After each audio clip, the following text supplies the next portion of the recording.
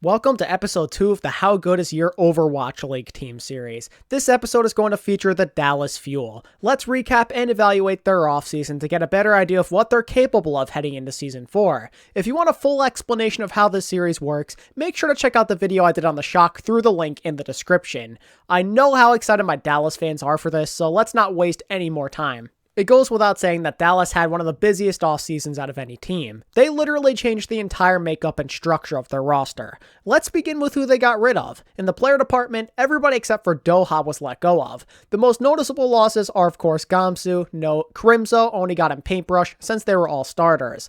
Even if Dallas did not go with the plan they did, none of these guys are exactly what you'd call giant losses. Most of their players were pretty average. The only people you could argue who were slightly above that level were and maybe Crimzo depending on who you're talking to. But that's about it. A clean slate was probably in their best interest. No point in continuing to do the same thing over and over again. We've seen them settle way too many times in the past as it is. It was time for a change. Dallas fans had been suffering long enough. But players weren't the only aspect that the Fuel management wanted to clean up a little bit. In the coaching role, they said goodbye to long-standing member Vol'jin, who had been on the team since 2018, I believe. While it's sad to move away from a very familiar face, it was more than necessary for the sake of making a new team. After parting ways with 10 different members from the 2020 squad, the Fuel made some blockbuster moves, and it was all centered around building a former Paris Eternal and Element Mystic core. About 1 week after Dallas hit the reset button, they got to work by announcing the addition of Hanbin and Sparkle, plus Rush as their new head coach. We're talking two young stars with very high ceilings and a top-tier head coach.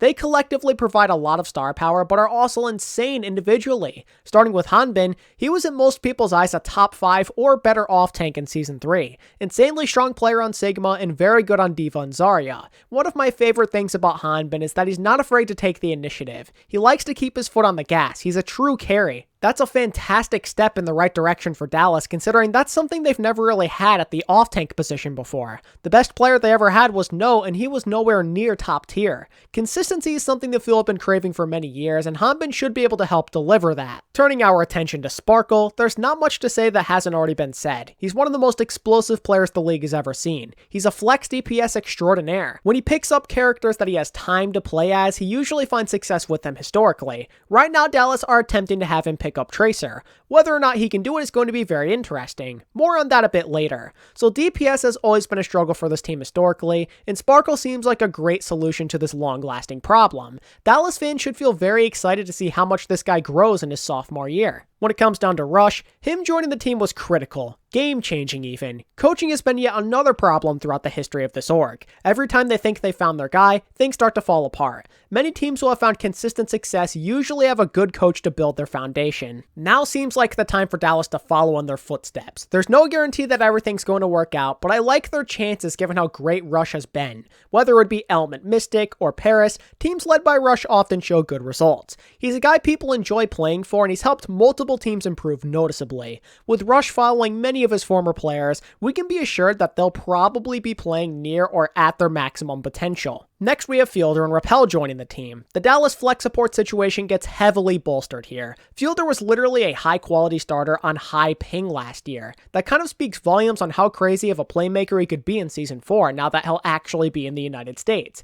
If everything works out synergy-wise, we're talking a fully unleashed version of Fielder wreaking havoc on the rest of the world. Fielder might not have been part of Element Mystic, but he might as well have been. He fits right in with those guys, and they all respect him. Knowing that the coaches will be able to coach him in person leads me to believe he could play at an even higher level this time. When it comes to Repel, he actually did play on Element Mystic back in the day. He has experience working with Rush and some of the other members of the Dallas Fuel. Repel brings synergy that can only make this team stronger. He's not a bad player at all either. I don't hold him to the same standards as Fielder, let's say, but he's still a consistent and reliable option. Whether they want him as the starter or somebody who only comes in for like double flex support compositions, let's say, he could prove to be a valuable asset. Kind of an underrated pickup that has gone under the radar in my opinion. Up next, the Fuel rounded out their coaching staff with the addition of Aid, aka another former Paris coach. He did some great work coaching and improving the Paris supports last year, and I highly doubt that he had nothing to do with them having success with 4 different support players. Clearly, this guy knows what he's doing. He's hardworking, and Rush seems to like him a lot. The Dallas support rotation is in very good hands. About 9 days after this, Dallas would make another blockbuster trade with the addition of former Shanghai Dragons main tank, Fearless. What an upgrade! Going from Gamsu to Fearless is a night and day difference. As a top tier main tank in Season 3, Fearless went on a redemption arc. Originally being part of that 0-40 Dragons roster, he came into 2020 with a chip on his shoulder. He wanted to show the world that he was not a bad player just because he was on a winless team. Needless to say, he completed his goal with relative ease, from last place with no wins to first place with the most wins in the league. Quite the inspiring story if I do say so myself. As a role star in Season 3, Fearless showcased incredible levels of skill. He primarily did so on his signature Winston, which was arguably the best in the league, but he also showed that he's very capable on Reinhardt. I'm a bit less confident with his Wrecking Ball and Orisa currently, but I wouldn't say he's bad on either of them. Just not at a superstar level currently. Fearless is another Element Mystic alumni, and from what I've heard, he really wanted to play with his former teammates, so I'm expecting him to come into this year with a happy and confident mindset. Next, it was announced that Jexay would be joining the team, and yes, he too was part of Element Mystic. Jexay is the one and only main support on the Dallas roster this year, so there's going to be plenty of pressure on him to perform. His team is counting on him big time. After how he did on Houston last year, I have confidence that Jexay could probably get the job done. Despite playing for a very mediocre team, Jexay found ways to stand out. He made his presence felt on a very poorly coached Outlaws team. Realistically speaking, Jexay could be even better this year. He's got better coaching, better teammates, and more connections going for him. This could be his best year yet if Dallas are able to get into a groove. Finally, the Fuel finished their offseason by acquiring Exy in a trade with Paris, and this was the exact player they needed to round out their roster. Exy is perfect. They really needed a true hit scan. He was a rookie phenom and MVP candidate last year, and Paris always seemed to have their best performances of the year when Exy was in the game. Whether it would be on McCree, Widow, or even Ashe, Exy was always someone the team could count on. I'm expecting Dallas to benefit in a similar way. Exy has already proven he can compete with pretty much any other player at his position, and of course, the Paris and Element Mystic connections are an added bonus out of this deal. If Exy stays healthy this year, then Dallas should be in a position to win a lot of games. So that recaps the offseason for the Dallas Fuel. Very busy, but also productive. While I wish they maybe took the Element Mystic thing a bit less seriously, I can't really argue at what they were able to pull off. This team changed for the better in pretty much every single way. That is why my offseason grade for the Fuel is an A. There's not much to complain about here. They replaced their mediocrity with high-quality coaches and players. The only reason I'm not giving them an A+ is because of how small their team is and some potential coverage issues. Building this type of team came with a steep price, so unfortunately they are not as steep as I would have liked them to be. Ideally, you probably want to have another backup or two on hand. In my opinion, the ideal roster size is either 9 or 10 people. They have a lot of star players, but there might be a few holes with their hero coverage currently. People are often going to point out their lack of a true tracer. Doha, Sparkle, and Exy are all not known for being anything special on her. I wouldn't mind having another main support or main tank on hand as well, just to cover the things that Jexay and Fearless aren't as comfortable on, but everything else looks pretty good, I would say. They addressed a lot of needs. The Dallas management knew that change was needed desperately, so they took drastic measures, and on paper, their hard work seems to have paid off. To conclude the video, here are some of my overall thoughts on the Fuel. As I've been saying all video long, the Fuel rebuilt this team from the ground up with some serious power.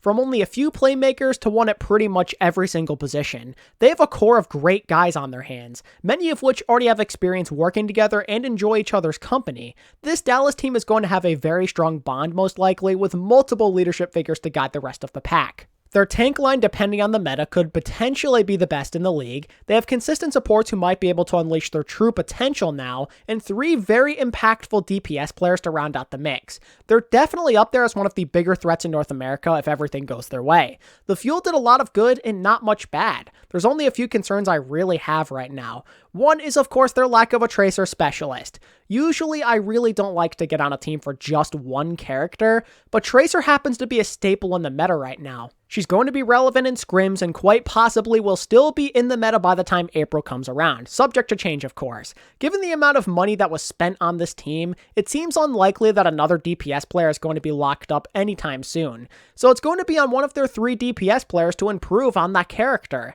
If not, the better teams in the league are definitely going to outplay them thanks to a clear-cut Tracer difference. After what we saw in their recent exhibition matches, it appears they'll be deferring to Sparkle as their Tracer player. If that's the case, Dallas fans can only hope that he steadily improves. Sparkle does seem like the type of guy to me to get really good at a hero if given enough time to grind, so I wouldn't put it completely past him to become a respectable Tracer, but that's a big what if, and nothing is guaranteed, which is something to be a little bit worried about, I feel. My other concern comes through their reputation, believe it or not. These guys are a close group. Being close has its perks, but the expectations are rather high this year, so what's going to happen if they start struggling? Can they overcome it and get back on the right track, or will they crack under the pressure and start to tilt? That's the one issue that comes with forming this type of roster. The familiarity can quickly get lost when you're frustrated. If anything, you might be even more inclined to push someone too far because you feel you can say whatever you want to someone you're close with. Their confidence could definitely come back to bite them if they aren't careful. That is why I believe it is going to be crucial for the Fuel to either get off to a great start, or at least find a way to hold on until Tracer becomes less prevalent if she is indeed meta by the start of the year. Those are my only real concerns about the Fuel right now though, so that is why I believe they could finish anywhere from 9th through 4th place in the overall standings. I usually don't like to make the range that big, but there's so many possibilities with a team like Dallas, it's difficult to judge. I could see a world where they flop and barely finish in the top 10, but I could also realistically see them having a dominant season. There's too many factors that have yet to become clear, so cautious is the way to go. But I really do like the Dallas roster, believe me, I'm very excited. This seems like the best opportunity they'll ever get to establish consistency. This roster has some of the highest potential in the league due to their star power and potential overwhelming synergy. Combine that with a fantastic all-around coaching staff, and you have a team that could do some serious damage. If Dallas aren't at least respectable, I'm going to be greatly disappointed. I'll leave it there. That's going to wrap up my Dallas Fuel offseason recap. What are your thoughts on the Fuel after their offseason? Let me know down in the comments section. If you enjoyed this video and you'd like to see some more in the future, make sure to give this video a like and subscribe to my channel if you're new. And as always, thanks so much for watching. I really do appreciate your support. And until next time, this is ATP, signing out. Peace.